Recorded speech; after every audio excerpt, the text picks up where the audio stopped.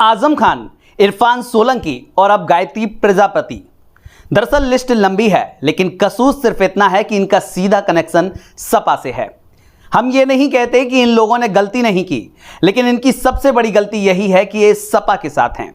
अगर किसी और दल में होते तो अब तक शायद इनके सारे पाप धुल गए होते। बीजेपी ने कमान संभाली तो लगा कि विकास की गंगा बहेगी।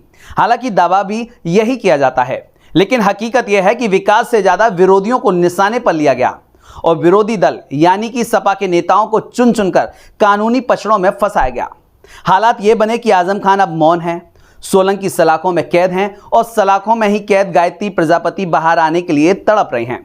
जेल में बंद गायत्री की मुश्किलें कम होने की बजाय लगातार बढ़ती जा रही हैं और जब भी वो बाहर आने की कोशिश करते हैं तो और भी ज्यादा वो बुरे फंस जाते हैं।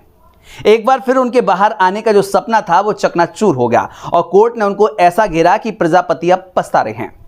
अखिलेश यादव सरकार में खनन मंत्री रहे गायत्री प्रजापति पर मुश्किलों का मानो पहाड़ टूट पड़ा हो। पहले भी गायत्री प्रजापति पर आरोप लगे थे, जिसके बाद उन्हें जेल जाना पड़ा था, लेकिन अब फिर से गायत्री प्रजापति की मुश्किलें बढ़ गई हैं और इस बार भी अखिलेश यादव उनके लिए कुछ भी नहीं कर पा रहे हैं। बीजेपी सरकार में सपा नेताओं की ऐसी लंका लगी है कि ना तो वह कुछ कह सकते हैं और ना ही सह सकते हैं। बीजेपी ने मानो समाजवादी पार्टी के नेताओं की हिस्ट्री जानने के लिए कसम खा ली है, कभी आजम खान, कभी इरफान सोलंकी तो कभी गायत्री प्रजापति। खबर को आप अंत तक देखें, हम आपको बताएंगे कि इस बार गायत्री प्रजापति की मुश्किलों में क्या इजाफा हुआ है। दरअसल गायत्री प्रजापति अखिलेश यादव सरकार में खनन मंत्री थे। उन्हें मार्च 2017 में एक महिला से गैंगरेप करने और उसकी नाबालिग बेटी से भी बलात्कार के प्रयास के आरोप में जेल भेजा गया था। महिला की याचिका पर सुप्रीम कोर्ट के आदेश के बाद पूर्व मंत्री के खिलाफ एफआईआर दर्ज की गई थी और अब उत्तर प्रदेश के पूर्व मंत्री गायत्री प्रसाद प्रजापति को इलाहाबाद हाई कोर्ट से झटका लगा है।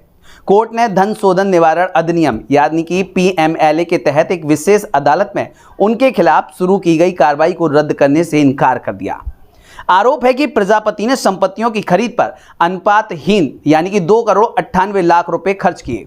प्रजापति की याचिका को खारिज करते हुए हाईकोर्ट की लखनऊ पीठ ने सोमवार को कहा कि प्रवर्तन निदेशालय यानी कि ईडी ने एकत्र किए गए सबूतों के बाद जांच करने के बाद शिकायत दर्ज की गई, जिससे प्रथम दृष्टया पीएमएलए के तहत अपराध स्थापित हुआ है और इसलिए ऐसा प्रतीत होता है कि इसमें कोई अवैधता नहीं है। पीएमएलए की विशेष अदालत द्वारा उनकी रिहाई की याचिका को खारिज करने के फैसले को बरकरार रखा जाता है। वहीं आपको बता दें कि प्रजापति ने दलील दी थी कि प्रथम दृष्टया उनके खिलाफ कोई भी अपराध नहीं बनता है, यह मानते हुए कि प्रजापति को विशेष अदालत के समक्ष मुकदमे का सामना करने की आवश्यकता है। न्यायमूर्ति सुभाष विद्यार्थी की पीठ ने कहा कि 2012 से 2017 की अवधि के दौरान प्रजापति, जो कि एक मंत्री थे, उन्होंने अपने आधिकारिक पद का दुरुपयोग किया और गैर कानूनी तरीके से कई करोड़ रुपए नकद प्राप्त किए, जो कि उनके परिवार के सदस्यों, उनके कर्मचारियों और उनकी कंपनियों के बैंक खातों में जमा किया गया था, जिसमें उनके बेटे निदेशक थे। जांच से पता चला कि मंत्री बनने के बाद से आवेदक की संपत्ति में तेजी से वृद्धि हुई है, जिसके बाद अब लगातार देखा जा रहा है कि गायत्री प्रजापति, जो कि समाजवादी सरकार में मंत्री थे, अब उनकी लगातार मुश्किलें बढ़ती जा रही हैं। जैसा कि हमने आपको पहले भी बताया कि जेल से आने का जो उनका सपना था वो इस बार भी चकनाचूर हो गया है।